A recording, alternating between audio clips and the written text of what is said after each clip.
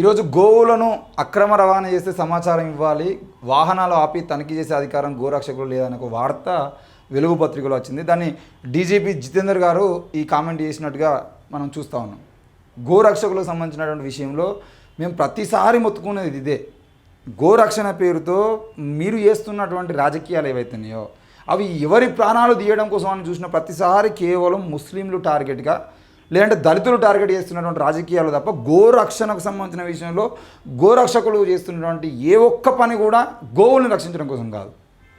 గోవుల్ని అడ్డం పెట్టుకొని ముస్లింలను దళితుల్ని టార్గెట్ చేసుకోవడం తప్ప గోవుల్ని రక్షించడం మాత్రం వీళ్ళ పని కాదు. ఈరోజు నిన్న వచ్చినటువంటి వార్తలలో వెములవాడ గోశాలలో నిన్న చచ్చిపోయినాయి 10, ఇవాళ చచ్చిపోయినాయి 10. కానీ వెములవాడ దేవస్థానానికి వెళ్ళి అక్కడ నుండి ఆలయ కమిటీని గల్లా పట్టుకొని వచ్చి బయటకి గుంజి మరి 100 కోట్ల రూపాయలు ఈరోజు కేవలం గోరక్షణ అంటే గోవుల్ని తిప్పడం కోసం టికెట్ ఉంటుంది. ఆ టికెట్ల పేరుతోనే ప్రతిరోజు లక్షల రూపాయల ఆదాయం గోవుల పేరు మీద వస్తాయి. మరి గోవులు ఎందుకు వస్తాయి అని చెప్పేసి ఏ ఒక్కడన్నా పోయి అడిగినటువంటి పాపాన్ని ఉందంటే లేదు. నిన్న ఆ వెములవాడ స్థానికంగా ఉన్నటువంటి బీజేపీ మండలాధ్యక్షుడు, నియోజకవర్గ అధ్యక్షుడు ప్రెస్ మీట్ పెట్టి గోరక్షణకు వెములవాడ దేవస్థానం పూనుకోవాలని పెట్టిండు. పూనుకుని ఏంది నాకు అర్థం కాదు. మీరు బక్రీద్ పండుగ వచ్చేది ఉంటే పోయి ఆ టాటా ఏసీలలో పోతూ ఉంటే దాని మీదకి ఎక్కి లొల్లి చేస్తారు ఆడవాళ్ళు ఇద్దరు ఓ పిల్లలు. ఏంది అని అడిగితే గోరక్షణ అంటారు. మళ్ళీ రంజాన్ పండుగ వచ్చినప్పుడు గొడవ చేస్తారు. దసరా పండుగ రారా గోరక్షణ చేద్దామని అంటే ఎవ్వరు రాడు. దసరా పండుగకు రారు, లేదంటే సంక్రాంతి పండుగకు రారు. ఇక ఏ పండుగ కనబడరు వీళ్ళు. కేవలం బక్రీద్ పండుగ వచ్చిందనంటే మొత్తం వీళ్ళకి శివం వస్తుంది. వెనకడికి మా అమ్మమ్మ ఉండేది మా ఊళ్ళే. ఆమెకి ఏంటి అంటే సమ్మక్క జాతర జరుగుతుందంటే ఇంట్లోకి వెళ్ళి అందరం రెడీ అయ్యి మంచిగా తయారై మంచిగా లేచి పొద్దుగానే స్నానాలు చేసి తలస్నానం చేసుకొని ట్రాక్టర్ ఎక్కి పోయిన తర్వాత ఇక సమ్మక్క గద్దెలు వస్తున్నాయి అనగానే ఈమె పూనక స్టార్ట్ అయ్యేది. అప్పటిదాకా ఈమెకి ఏమి ఉండదు. సైకలాజికల్గా అది ఒక సమస్య అయినప్పటికీ కూడా సమ్మక్క గద్దెలు ఇక హుజరాబాద్ చేరుకున్నాము, సమ్మక్క జాతర దగ్గరికి పోయినాము అనగానే ఈమె స్టార్ట్ చేసేది. ఇక అప్పటి వరకు జడేసుకున్న జడే ఇప్పి మెల్లగా స్టార్ట్ చేసి ఈమె చెప్పుడు మొదలుపెట్టేది. సమ్మక్క సారక్క అని చెప్పేసి మొదలుపెట్టేది. సేమ్ వీళ్ళది కూడా అంతే. బక్రీద్ పండుగ రాగానే వీళ్ళకు మొత్తం శివం అవుతారు. రంజాన్ పండుగ రాగానే శివం అవుతారు. దళితుడు కనబడితే చంపుతారు, ముస్లిం కనబడితే చంపుతారు. వాడిని ఫ్రిడ్జ్లో మటన్ పెట్టుకుని చంపుతారు, చికెన్ పెట్టుకుని చంపుతారు, చేపలు పెట్టుకుని చంపుతారు, గోమాంసం అని చెప్తారు. ఇది గోరక్షణ పేరుతో వీళ్ళు చేస్తున్న దందా. కానీ ఇదే బీజేపీ, ఇదే ఆర్ఎస్ఎస్ కొన్ని 100,000 టన్నుల మాంసాన్ని గోవుల్ని అడ్డంగా నరికి ఈరోజు వేరే దేశాలకు తీసుకుపోతా ఉంటే ఒక్కడు మాట్లాడు. అది ఎక్కడో వేరే దేశంలో కూడా లేదు. మన పక్కపొంటి హైదరాబాద్కు కరెక్ట్గా గంట సేపు పోతే సంగారెడ్డి దగ్గర ఉన్నటువంటి గో సెంటర్ ఏదైతే ఉందో దాని దగ్గర పోయినా కూడా తెలుస్తుంది. ఇక పేర్లు చెప్పేదంటే మళ్ళీ వాళ్ళ ముచ్చట మాట్లాడతాడు.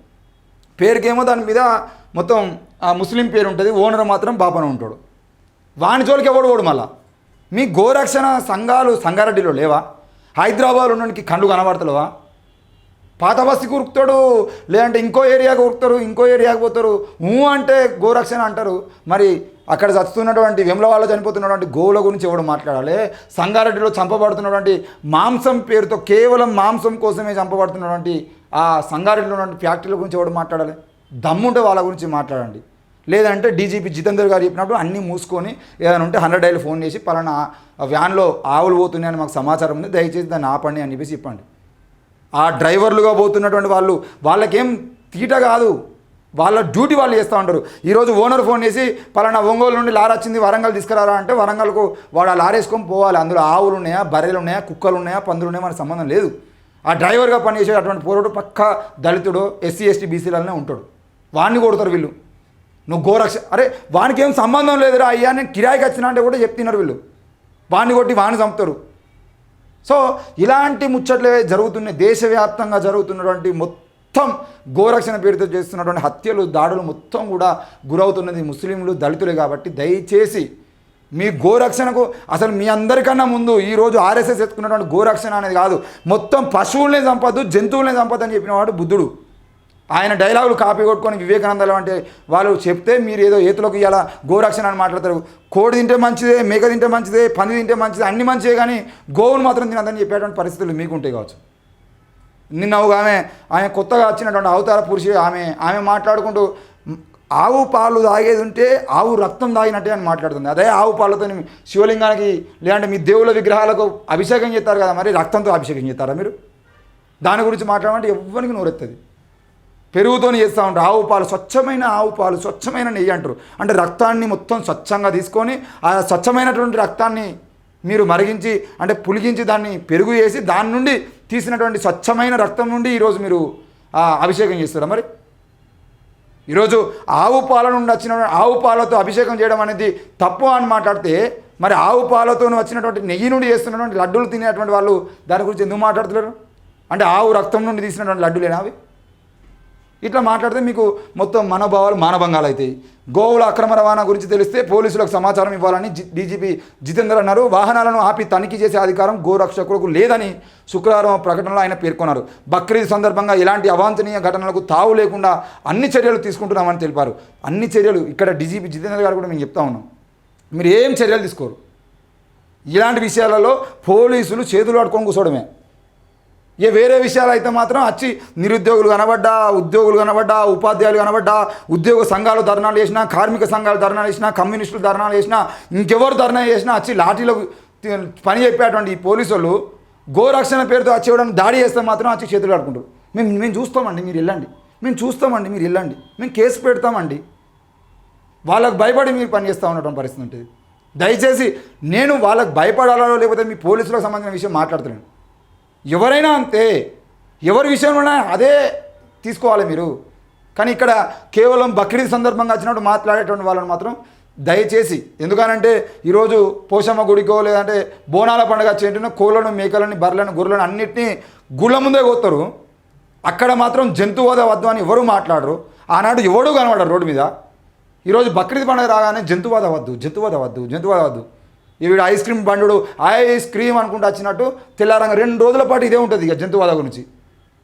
సో దయచేసి ఈ మా డీజీపీ గారు కూడా మేము రిక్వెస్ట్ చేస్తున్నది ఏంటంటే, శాంతి భద్రత దృష్ట్యా మీరు బక్రీద్ సందర్భంగా మీరు తీసుకోవాల్సిన చర్యలు, ఇట్లాంటి గొడవలకు దిగేటువంటి వ్యక్తుల్ని మీరు గుర్తించాలి. ఈరోజు కమ్యూనిస్టు సంఘాలు లేదంటే మందకృష్ణ మాదిగ లాంటి ఒక నాయకుడు పిలుపునిచ్చేదంటే, చలో హైదరాబాద్ అని పిలుపునిచ్చేదంటే వాళ్ళ సంఘాల నాయకులందరినీ రాత్రి పట్టుకుపోయి పోలీస్ స్టేషన్లో కూర్చోబెట్టేటువంటి మీరు బక్రీద్ లాంటి పండుగలు వచ్చినప్పుడు ఈ గోరక్షణ పేరుతో వచ్చి దందాలు చేసి, రాజకీయాలు చేసి, వాళ్ళు ఫేస్బుక్లో ఫోటోలు పెట్టుకోవడం కోసం వచ్చేటువంటి వ్యక్తులు ఎవరైతే ఉంటారో వాళ్ళందరినీ తీసుకుపోయి ముందస్తు అరెస్ట్ చేయండి.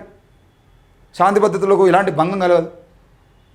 1కి 10 సార్లు మీరు కనుక వీళ్ళ మీద చర్యలు తీసుకుంటే దానికి నేను గోరక్షణకి సపోర్ట్ చేయట్లేదు. కేవలం గోవులకు మాత్రమే చంపొద్దు, మిగతా అన్ని చంపుకొని తినాలంటే నేను సపోర్ట్ చేయ. మొత్తం మాంసం పందిద్దామా చెప్పు, అందరూ నాన్ వెజ్గా తీసేసి వెజిటేరియన్ అయిదామంటే నేను కూడా రెడీ. కానీ కేవలం ఆవునే చంపొద్దు, ఎద్దుని కోసుకొని తిన్నా మాకేం లేదు, బర్రెని కోసుకొని తిన్నా ఏం కాదు, దున్నపోతుని కోసుకొని తిన్నా ఏం కాదు, పందుల్ని కోసుకొని తిన్నా ఏం కాదు, కేవలం ఆవును మాత్రం కోయొద్దంటే మాత్రం కరెక్ట్ కాదు. అన్ని జంతువులు ఒక్కటే. మీకు మాత అనుకుంటే మీరు మాతగా అసలు ఆ తినడానికే తిండి లేనటువంటి పరిస్థితుల్లో, కుక్క చచ్చినా తినేటువంటి పరిస్థితిలో ఉన్న వాళ్ళు తినేటువంటి పరిస్థితిని ఈరోజు మీరు మొత్తానికే తినకుండా చేయాలంటే మాత్రం కుదరదు. ఈరోజు ఎన్నో వేదాల్లో కూడా రాసినది ఏంటి అని అంటే, ఏ మాంసం గురించి ఏం తింటే ఎట్లా మంచిగా ఉంటుంది, ఈరోజు స్వర్గం పోవాలంటే కూడా గోమాంసం తినాలని చెప్పేసి రాసినటువంటి మీ వేదాలను చదువుకొని ఈరోజు మేము గోమాంసం తింటే అర్థం అంటే మాత్రం కుదిరినటువంటి పరిస్థితి ఉంది. కాబట్టి దయచేసి డీజీపీ గారు కూడా మేము చెప్తున్నది ఒకటే, మళ్ళీ ఈ శాంతి చర్చలు, శాంతి భద్రతలకు సంబంధించిన విషయంలో మాత్రం మీరు తప్పకుండా చర్యలు తీసుకోండి. ఇలాంటి వారిని ముందస్తు అరెస్ట్ చేసి ఇలాంటి గొడవలకు తావు లేకుండా తెలంగాణను కాపాడాలని చెప్పేసి మేము డిమాండ్ చేస్తాము. Thank you.